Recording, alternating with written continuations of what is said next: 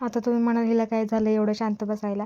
तसं तर मी यात्रेतनं आल्यापासून ना थोडीशी नर्वसच आहे, कारण तिथं माझा थोडासा वाद झाला होता ना, त्यामुळे ब्लॉग वगैरे पण टाकले नव्हते. तसेच नंदेच्या तिकडे पण यात्रेला गेलं.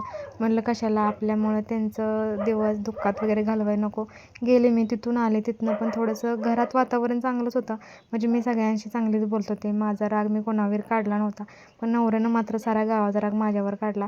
चांगल्यावानी घरात बसलेले तर त्यांना बघवलं नाही आहे, कारण त्यांनाही वाद करायचाच होता. त्यामुळे मला त्यांनी बोलवून घेतलं.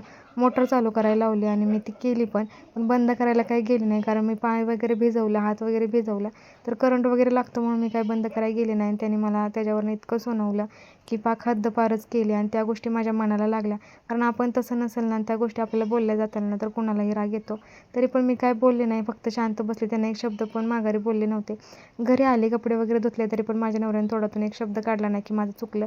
आणि माझाच काही कुठलाच नवरा आपली चुकी कधीच कबूल करत नाही. म्हणजे खालीपणा घ्यायला नकोच वाटतं त्याला. तर भांडे वगैरे, कपडे वगैरे धुतले आणि संध्याकाळी गेले होते वावरात मिरच्या आणायला.